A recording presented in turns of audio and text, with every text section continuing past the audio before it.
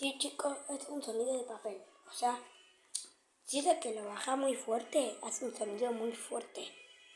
Miren, ahí se lo muestro. Bueno, este es el sonido de papel y si lo bajar así, hace un sonido. Miren. ¿Escucharon? Luego bajan así, luego bajan así, o si no les salió, hagan así. Están así abiertos, luego lo cierran.